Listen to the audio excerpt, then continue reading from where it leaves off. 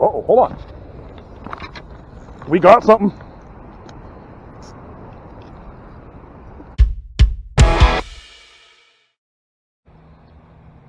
Hey everybody. Cody from Kodiak Fishing here, and just want to thank you for clicking on this video. We're going to try a little bit of fishing here at the spillway. I'm now working near Moorhead, Kentucky, and this here is the Triplet Creek, I believe. I found this place on Google Maps. Look at all the trash under the bridge, man. It just drives me crazy. But anyway, I have no idea what's in here, so I just brought 2 rods with me today. I got this Zebco 33, my usual pole that I bait fish with for smaller fish, and I got my Zebco 33 Platinum just to cast this little white curly tail grub, if you could see it. I'm already seeing some activity in the shallow areas right here, so I'm really hoping we'll catch something on this video. It's been a little while since I posted a video. I think, I don't know, 10 days, maybe 2 weeks. And that's only because I've been way too busy working. And I tried going out fishing at this place called Cave Runs. I fished a spillway there and just didn't get anything. I got a couple of really small bluegill while I was there, and I tried using them live, but I didn't catch anything. Oh, I kind of lied. I caught a real small, either a largemouth or a spotted bass. I think it was largemouth, though. This looks good, though. This water is really clear, and it seems fairly deep, so I'm going to cast a worm. I brought some red worms with me, and I'm going to cast them right out here. And then when I get done with that, I'm going to cast this white curly-tailed grub all over this deep pool here, and we'll see what we can catch. All right, guys. First bait is on. It's a little red worm on a smaller red hook. I think it's like size 6 or something like that. About a foot a leader here. Kind of messy, but it's going to work. 1 ounce no-roll sinker. There's a little current here, so I decided to leave the no-roll sinker on this pole. It's from my last trip out. That's not on video, but I'm going to give it a sling straight out here. Probably just past this second pillar here. That way I have all this room to fish the white curly-tailed grub. So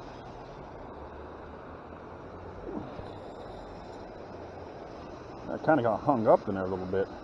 I forgot. I got 15-pound test line on this pole. I was desperate to put a heavier line on, and we'll leave the bait clicker off. I'm gonna fish regular with this one. See if I can. Sorry for a bad view. I'm trying to get my slack reeled in and make sure I'm not hung up on something. All right. Set up now, so let's give the white curly-tailed grub a go. Every time I'm fishing water I've never been to before, I always like using worms or night crawlers. It seems to be the bait that can catch a bunch of different fish. It's my go-to bait.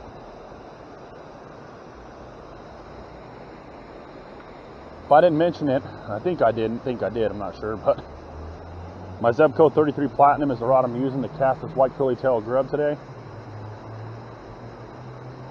And by no means, I'm not a die-hard Zebco fan. I was kind of in the mood for something a little bit different. And I've been using regular spinning rods for years. So I thought, I'm going to try something different. And so far, I'm really liking these poles. Actually, really easy to rebuild, to maintenance.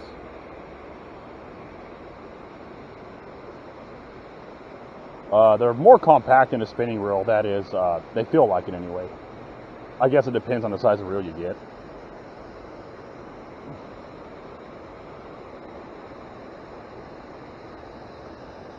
I'm seeing a lot of tiny fish follow my lure, and they look about the same size, so really hoping I'm mimicking the hatch in this water.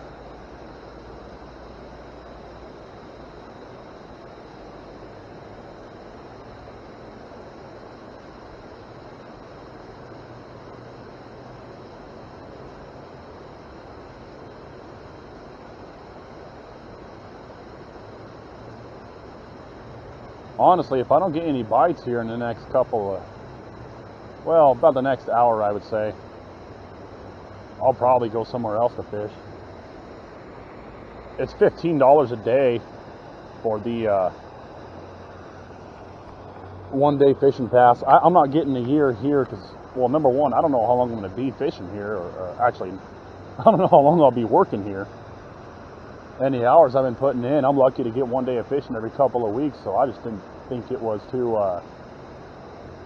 cost effective to spend $60 on a year pass and only go once or twice, you know.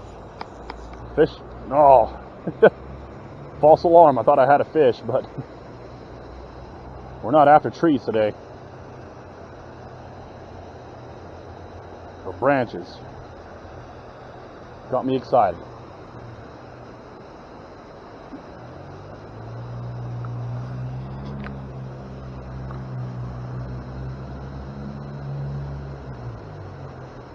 Anyway, yeah, I don't feel it cost effective to like buy a year fishing license. I don't know how long I'm gonna be here. Like, I bought one in Illinois, but it was much cheaper. I think it was like $35 for the year. And I ended up going fishing there like 8 or 9 times. And the day fishing license was like $7-8. So obviously, you know, it's smarter to get the year one there. Kentucky seems to be a little bit more expensive. Oh, I just cast right over that tree. There we go. Kentucky seems to be a little bit more expensive. Let's just hope the fishing's better. That should be a thing. That should be a law. Don't charge people an arm and a leg if the fishing's crap, right?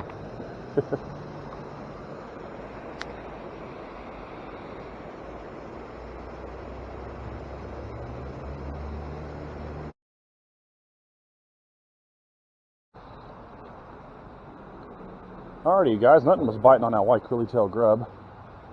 I did, however, see some bass cruising up and along this little channel here while I was standing over there, so I went ahead and tossed on a weightless worm to see if we can catch him with that.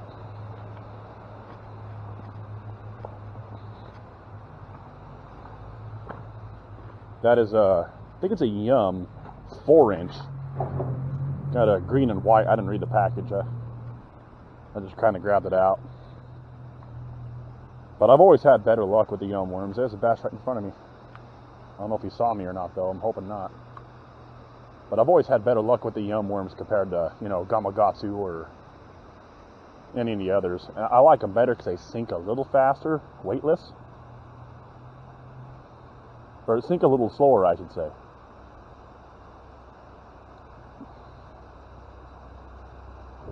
There's that bass right there, a little largemouth. I think he saw me, so he's not really, probably not going to bite. We'll see. Ooh, there was a bigger one looking at mine. I've dropped it. Let's see.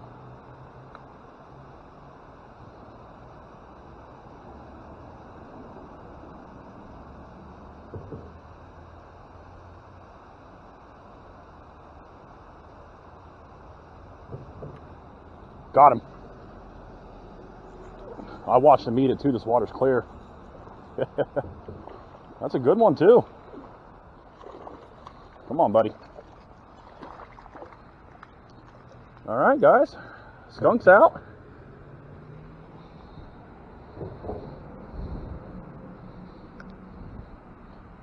Not a bad little largemouth for this little creek, huh? Let's get him back in the water here.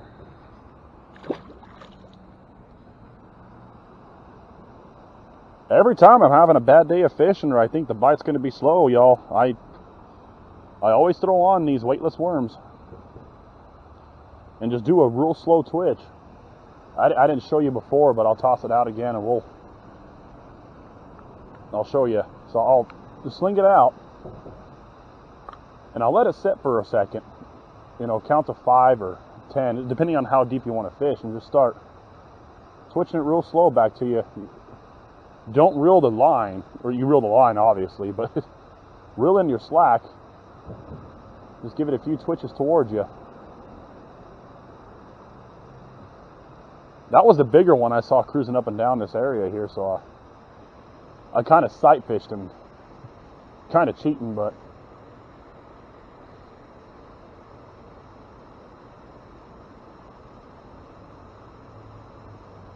and I'll give it a few twitches and I'll pause and let it sink again. And sometimes that pause will entice that fish to bite.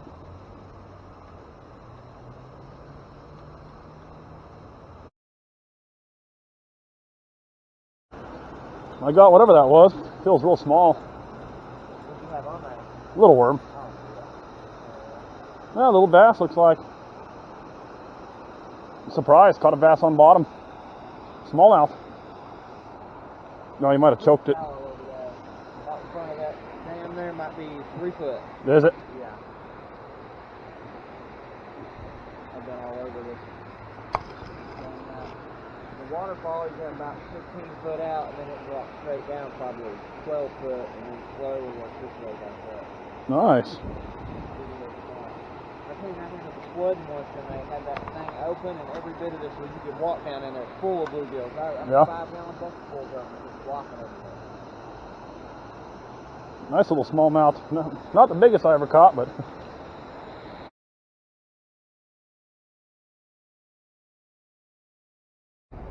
alrighty guys, I got sorry for the waterfall noise. Just setting up here. I'm gonna fish off the wall here. If I do get a fish, I do got a plan. I can walk right over here, come down and land a fish. Got half a shad head I'm gonna throw on, or actually half a shad, the head piece rather. Gonna kind of put it on the hook just like so. I've got a 3-ounce no-roll sinker. Pretty wicked current, so I don't think the sinker is going to do its job very well, but we'll see.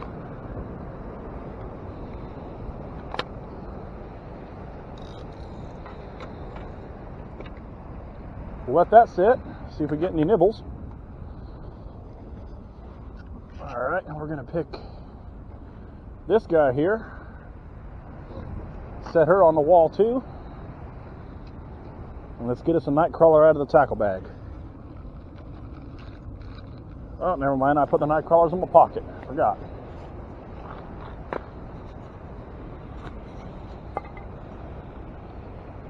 I'm going to get half this guy. Sorry, buddy. Got to tear you in half. It's a rather small hook, so maybe I can catch a bluegill or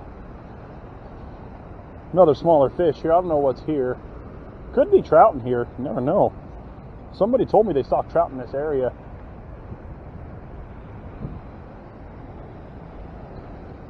Y'all, I'm from Colorado. I'm tired of trout. Don't get me wrong, they're fun to catch and they're a real pretty fish, but kind of worn out on them at the moment. Unfortunately, though, coming up of the video I'm going to plan on doing is catching stalker trout with power bait and possibly some spinners and just different ways. Kind of be a video pointed towards people who want to get into fishing.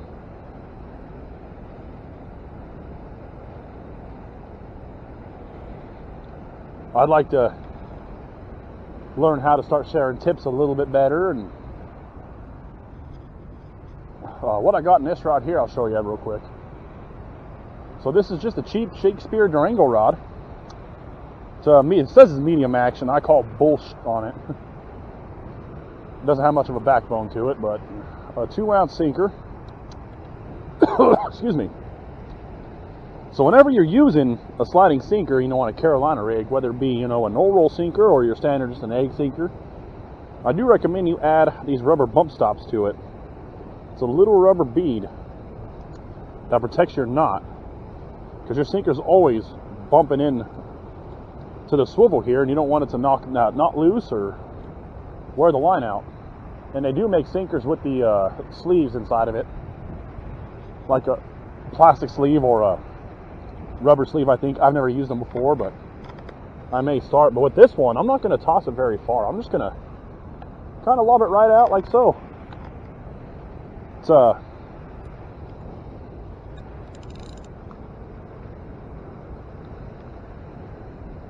current's feeling funny. I'm going to recast it real quick. current made it feel kind of weird. I think it.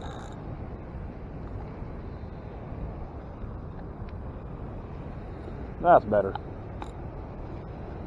And we're going to put this guy right here.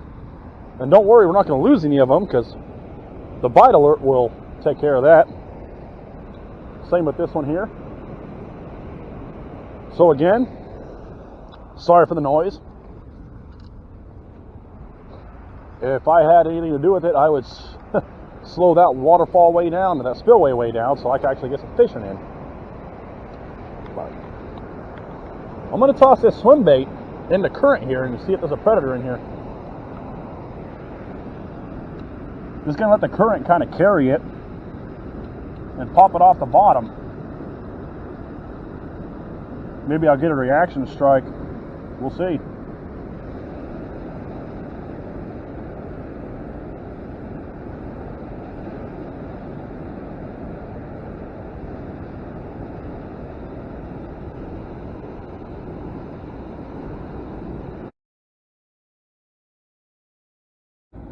Okay, I'm going to tie on one of these smaller jig heads.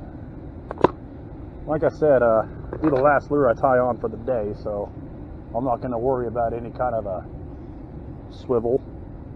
But I got to poke a hole to this paint. It'd be nice if they did that for me, but then again, I only paid $1 for these lures, so for a little bag of them, like $1.50, so I guess I can't expect a whole lot from them, right?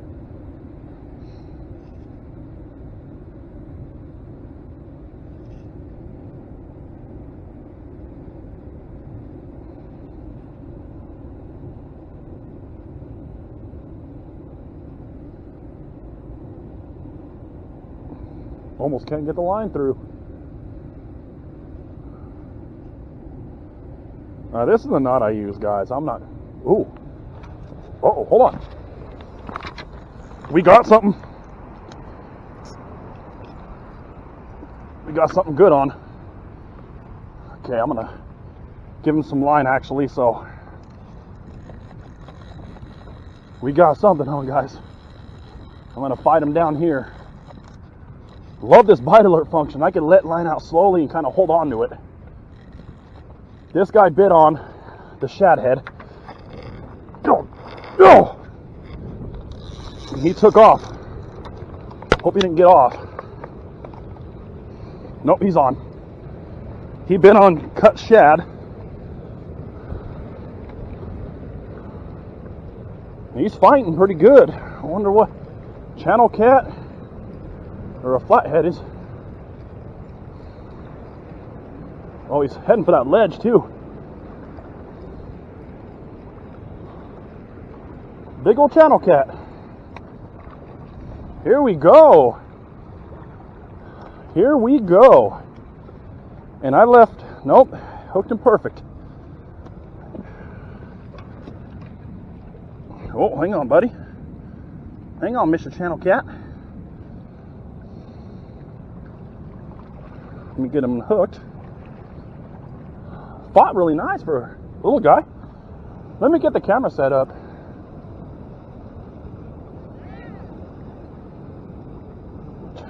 Check him out.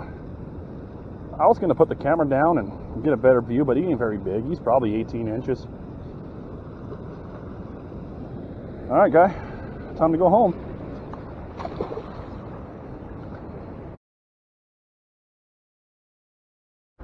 Alrighty, guys, I'm going to wrap it up. The bite has slowed down over the past hour, and plus the sun's starting to go down. It's starting to get a little bit cold, so if you guys do enjoy the content, please hit the like button and subscribe. I appreciate all the support, and as always, thanks for watching.